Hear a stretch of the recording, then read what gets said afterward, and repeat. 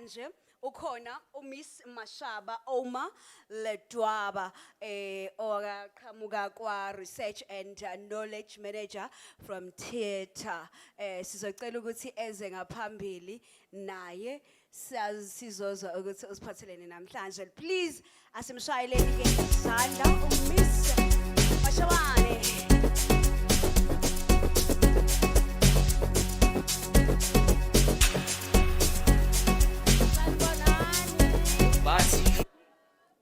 Bonani, Ninjani, Nami ngiyaphila. As introduced, my name is Ouma, Mashobane, Ledwaba. I am from the Transport Education Training Authority. Have you guys heard of CETAs? What does CETA stand for? You were very loud. So tell us, what does it stand for?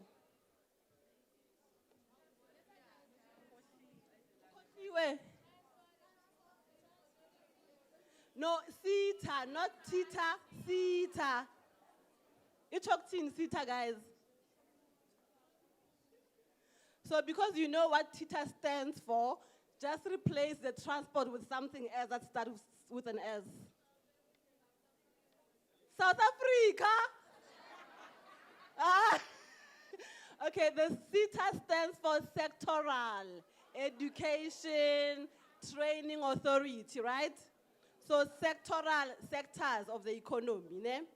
So there is 21 of us in the country, and we are from the transport one. So there's 21 CETAs for all the economy, the industries that contribute to the economy, responsible for training and education. So I am from the transport one. I'm sure yesterday you remember my boss was up here. Remember her? Umi's Mapi for Anna from Po. Did you guys remember what she spoke to you about? Okay. I am going to make a presentation today. I'm going to talk to you about opportunities in the transport sector that are technology related. So 4IR in the transport sector, have you guys heard of 4IR? The fourth industrial revolution. Is it a new term? We've heard of it, ne? So I won't be talking Greek to you guys, ne? Okay. Okay,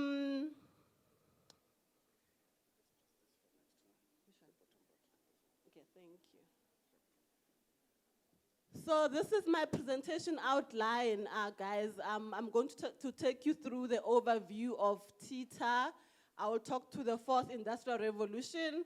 I will talk to the fourth industrial revolution in the transport sector and the skills and jobs implications of the 4IR.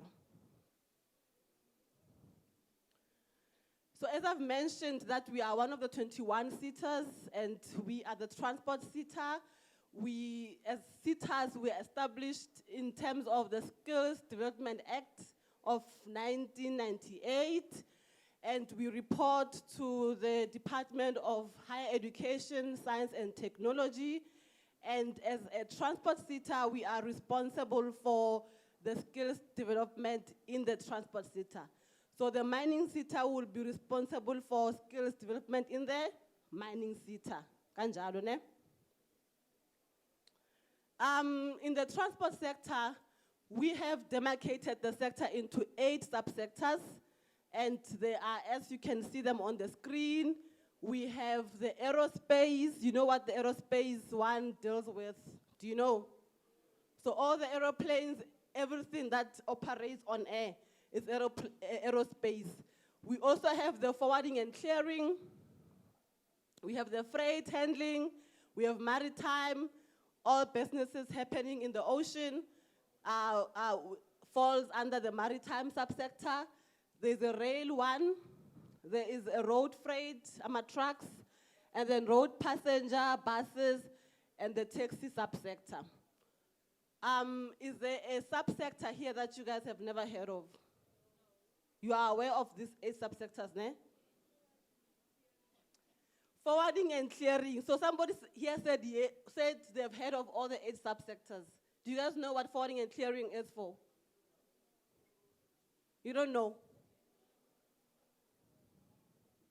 Okay, forwarding and clearing, if I can put it in maybe simpler terms for us to understand, it has to do with imports and exports of goods. So when we buy things, for example, from another country, there is a process that they must go through, right? So that process itself, from the person, the supplier of the goods, to you as the buyer, it is called forwarding and clearing. So there are a number of jobs involved in the forwarding and clearing subsector. Different people dealing with different tasks that will ensure that your goods that you have ordered, they do finally get to your door. So that is forwarding and clearing. So they are forwarding your goods, they are clearing the goods as well, in simpler terms. Okay, so as the skills development entity, we facilitate the skills development through a number of interventions. We have learnerships that we offer to learners, and we do that in partnerships with companies in the transport sector. We also have apprenticeships, internships, workplace experience for those who have studied at TVET colleges, for example, and they want to have some experience of what they have studied in the workplace. Some of you guys have studied in TVET colleges, and you require some sort of experience before you complete your diploma, right? So that's what we call a workplace experience. We also offer bursaries to learners who want to study qualifications that are in the transport sector, and we also have skills programs, and we also run other projects that have to do with government priorities, for example, HIV, road safety, and also SMME's development. Are we clear so far? Okay, and then one of our national skills priorities, so this slide shows a number of them, but I just want to emphasize on the fourth industrial revolution, that as TITA, we have identified that as one of our priorities that we want to focus on to ensure that the companies in the sector are well equipped with skills that can assist them into remaining productive during this era that we are all in now, which is called the fourth industrial revolution.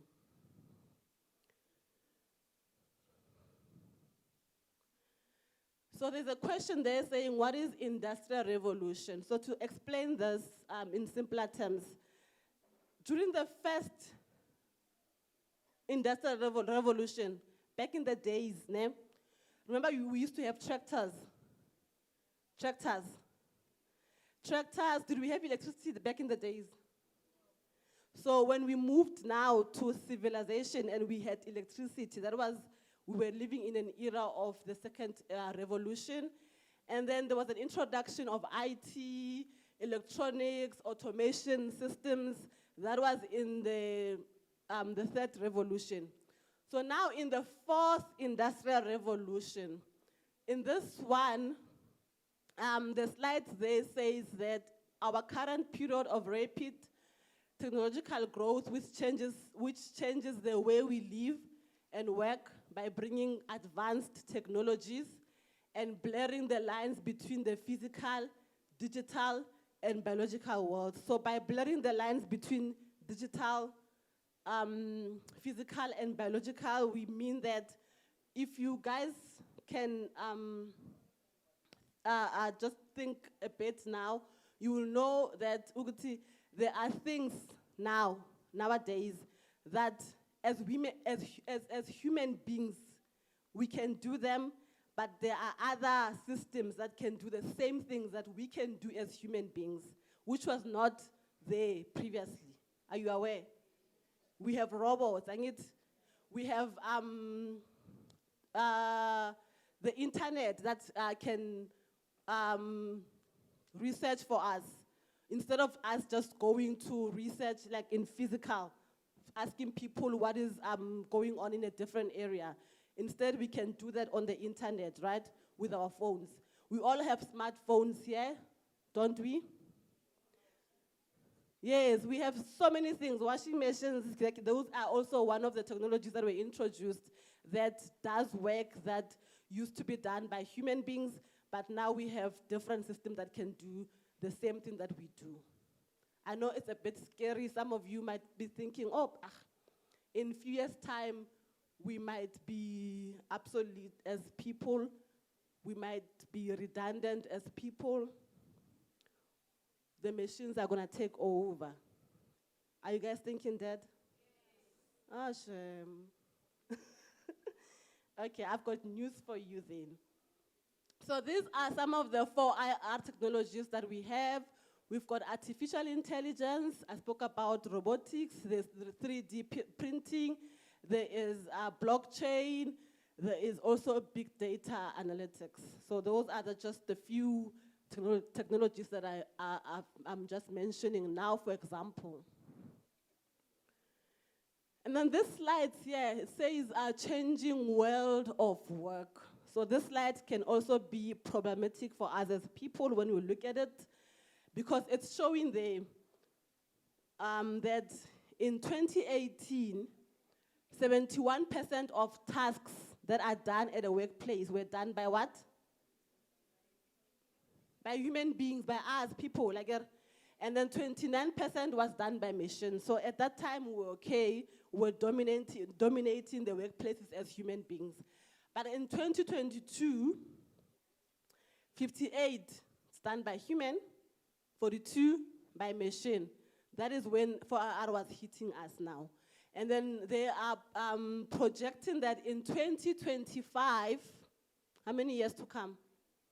2-3 years to come, 48% of the tasks that are done in workplaces will be done by human beings, 52 by machine. What does that mean to us as human beings, as people?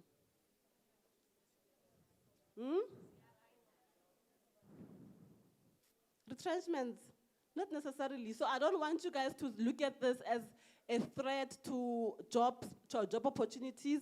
You must look at this as a job opportunity. Because yes, machines can do things that we do as human beings, but there will be some sort of intervention that is required by human beings.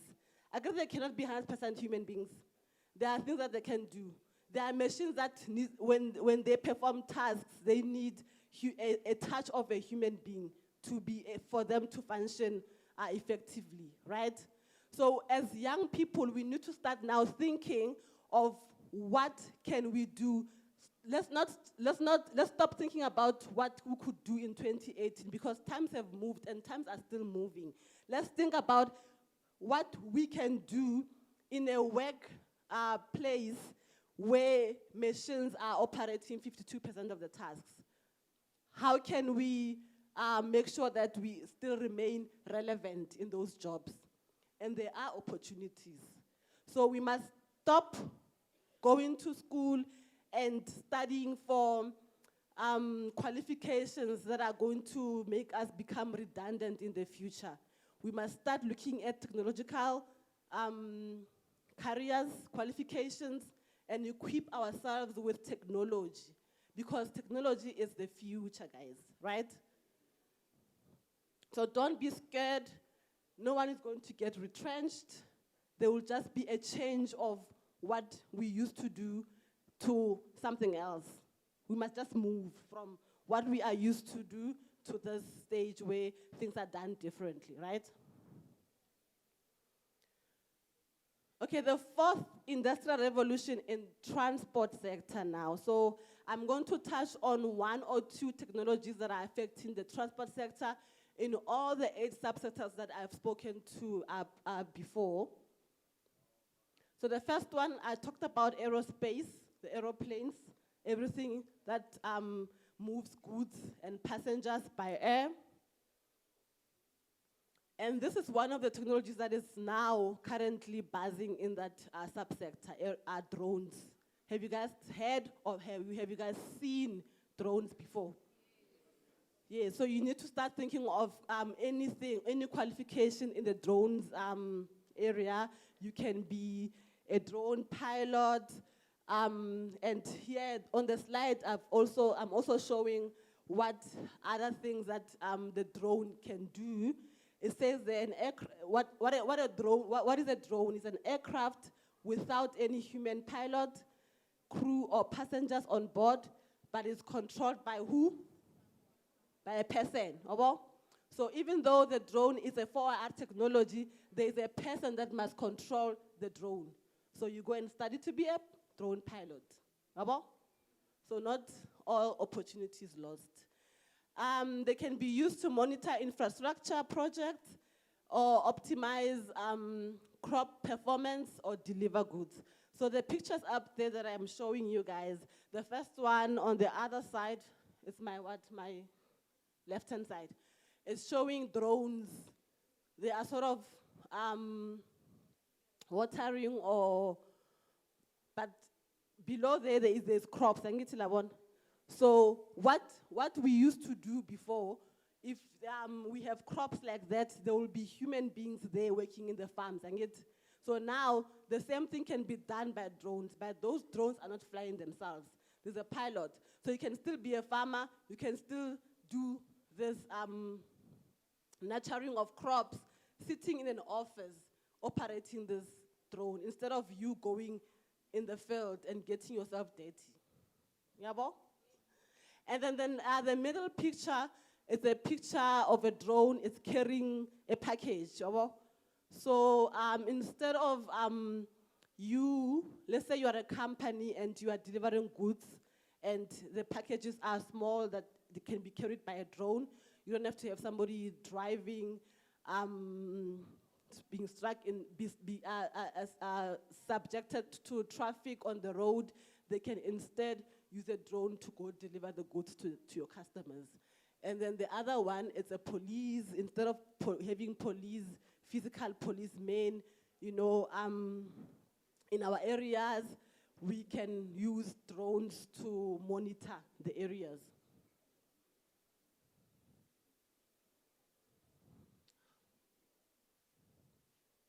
And then in forwarding and clearing, the definition of forwarding and clearing activities and supply chain relating to imports and exports of goods by all modes of transport. So what are the technologies in that subsector? E-commerce. Do you know what e-commerce is? Do you know what e-commerce is? What is e-commerce, guys? Huh? Yes, sir.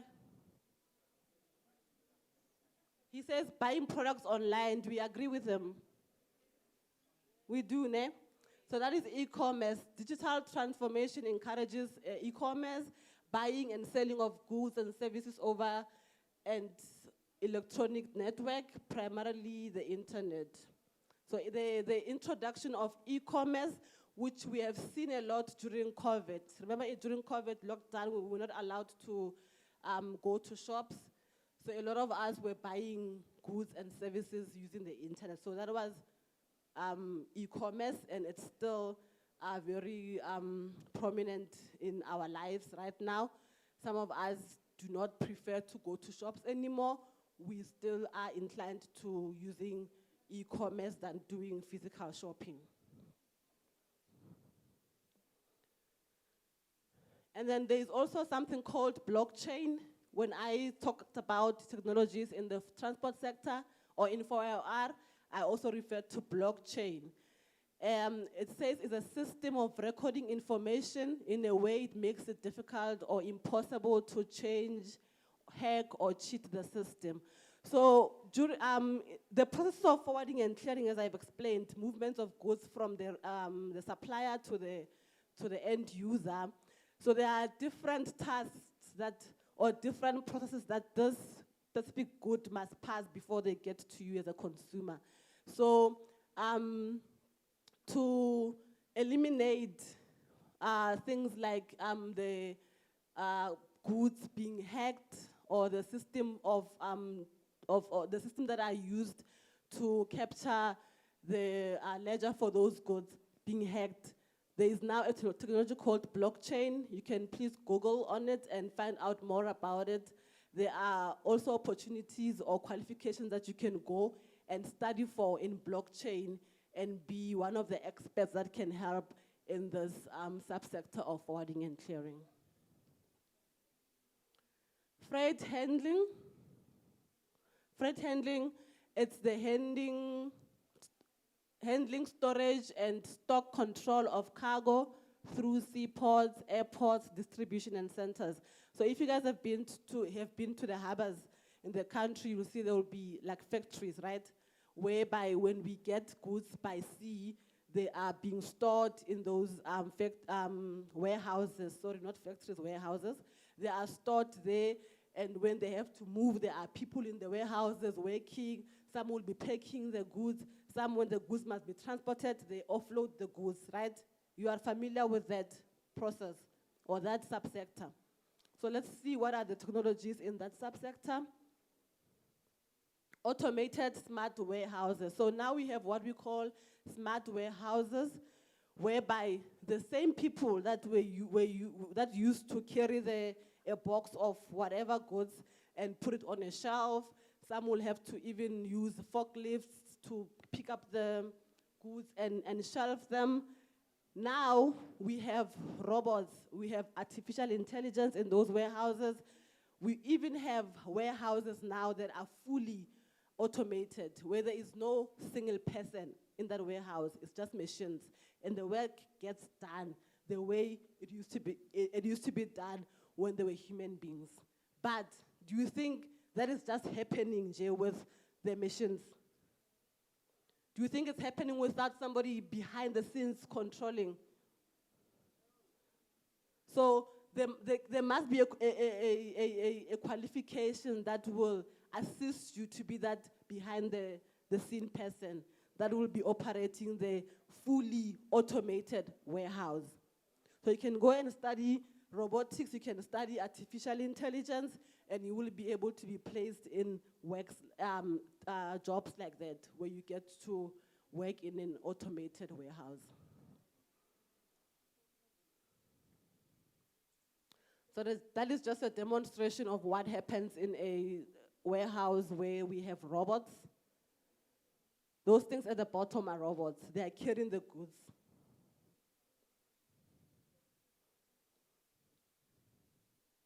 Do you see what happens?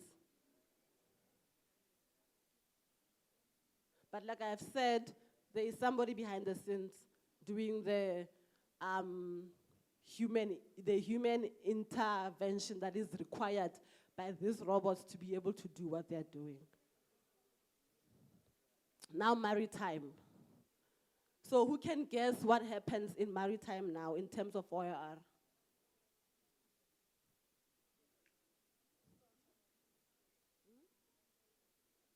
Yeah, they export, but which technologies do you think the maritime subsector is currently using? Robots. Okay, let's see. We have what we call now autonomous shipping. So autonomous shipping, autonomous vehicles, those are vehicles of ships that drive themselves. There's no human, there's no person driving the actual ship.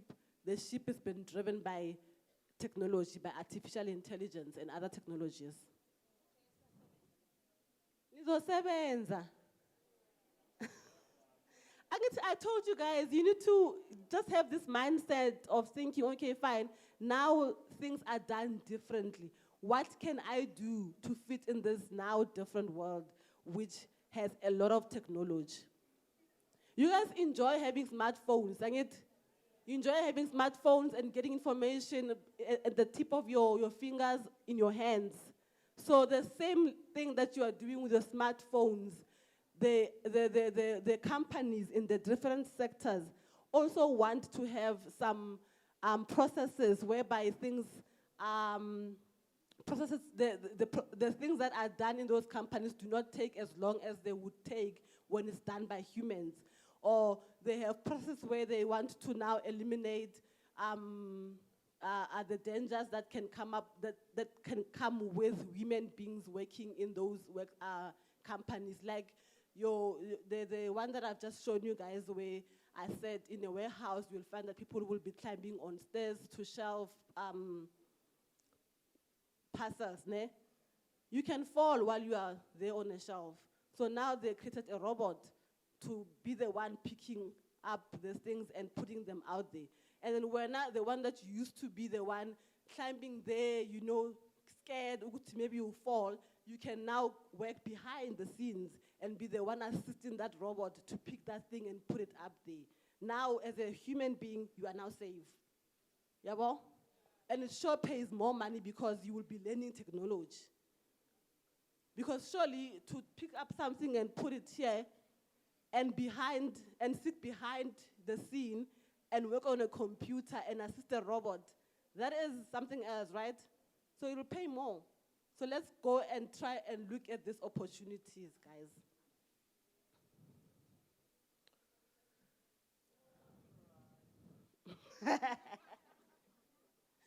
So in the rail subsector, rail is transportation of goods and passenger and livestock, sometimes by rail.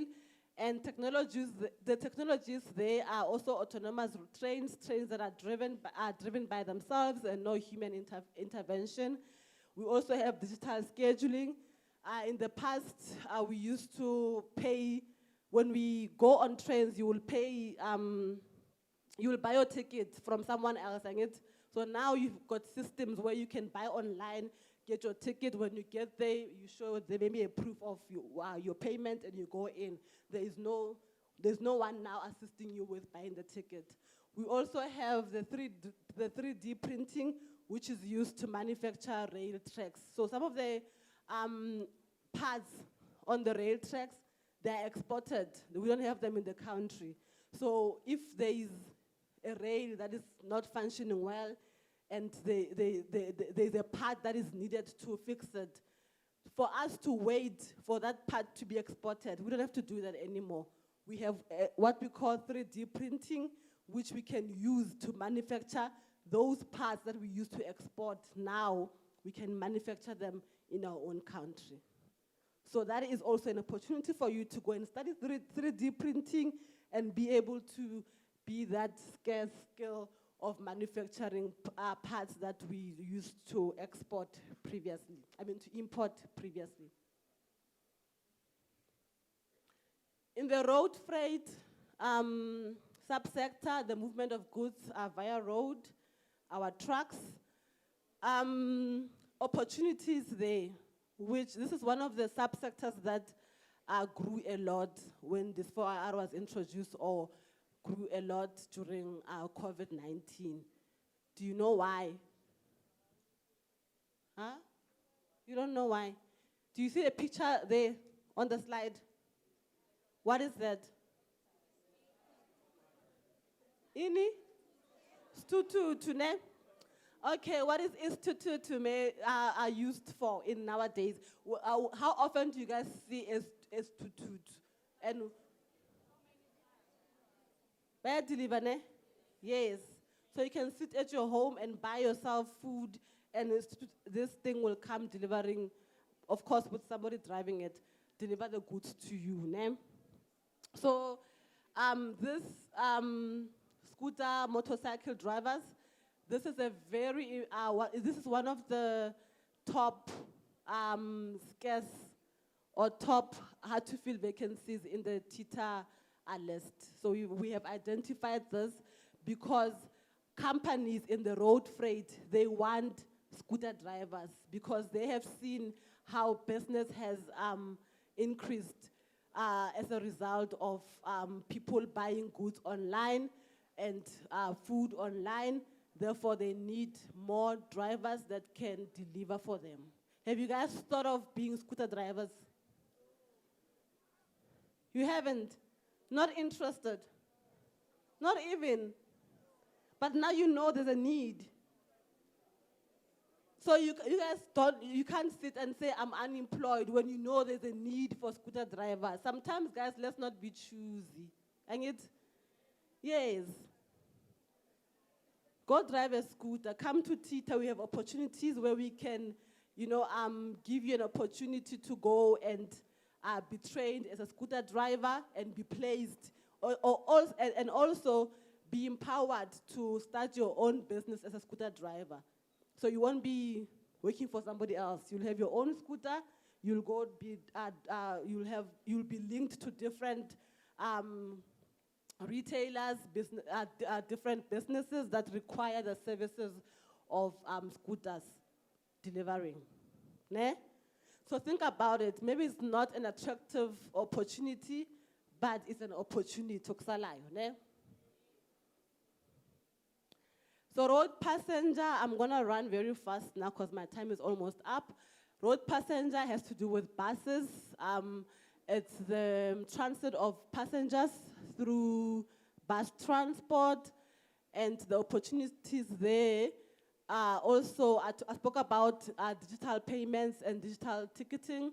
We have those opportunities now. Usually, in the past, when you go into a bus, you pay the driver. So now you can make those payments using digital ticketing and payments. And we also have autonomous vehicles. We don't have them now in the country, but they are something that the subsectors are looking out for. So in the future, you will see buses that are driving themselves, and you will be the one going on those buses, and they will be taking you to your destination, believe it or not. The last subsector, taxi. You guys have heard of Ubers, right? Bolt, Taxify. That is the technology that is in the taxi industry.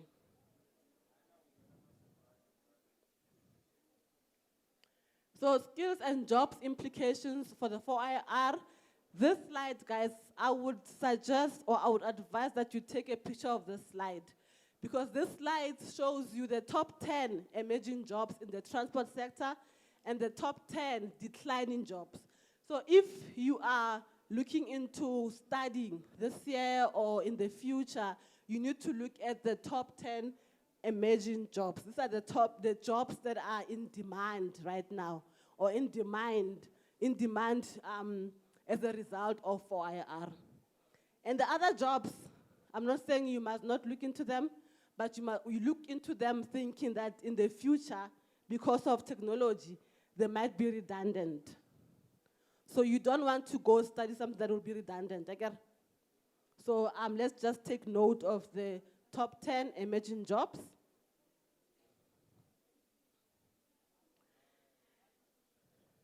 Oh, sorry.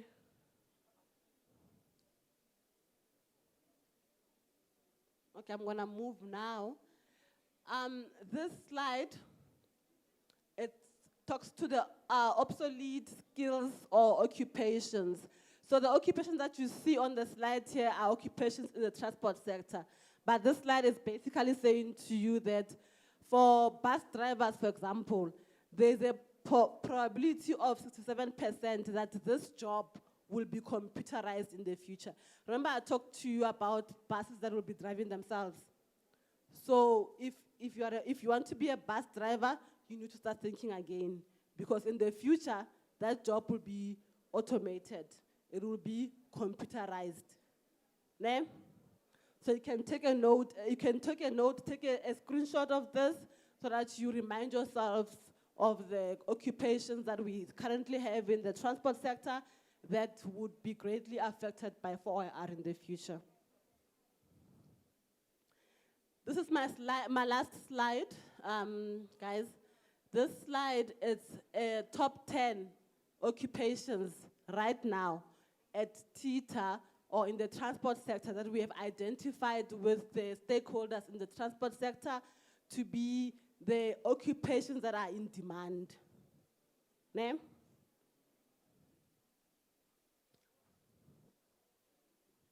Do you see which one is the first one there?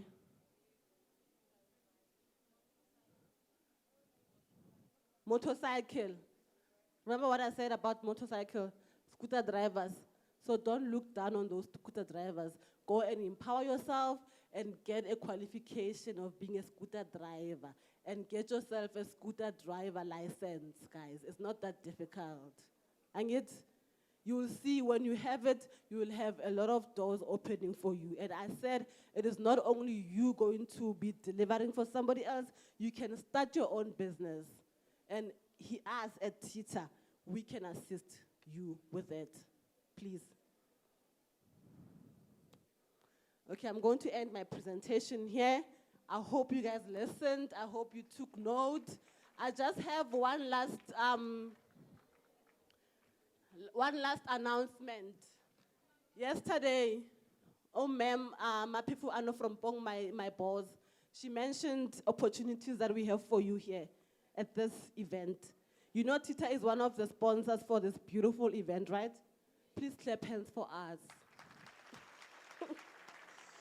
So guys, we have an opportunities. We are looking for 133 learners that will be placed in internships or workplace experience. So these are learners, sorry, not workplace experience, but only internships. Ne? So these are learners who have qualifications from TVET colleges or from higher education institutions. So if you have studied at a university and you have completed, ne? You graduated, or you studied at a TVET college and you have completed, so you've done your workplace experience, you have your diploma from TVET college, please make time today and go to our stand, the Tita stand. You know our logo, you should know our logo, and go and register your name there. We are working together with South African Council for Graduates, so they will be placing you in different companies to go and work as an intern. It's a great opportunity, right? So it doesn't matter what qualification you have. If you have completed, please go to our stand, put your name down, and please note that because there is a lot of you here attending, there could be more than 133 of you guys registering your names. Just bear in mind that there will be a process afterwards. After you've put your name down, you will please ensure that you put your correct contact details. You will be contacted. You will go through a process whereby at the end, only 133 of you would be selected for those placements, right? Right? Are you excited? Okay, please clap hands for Tita again. And thank you.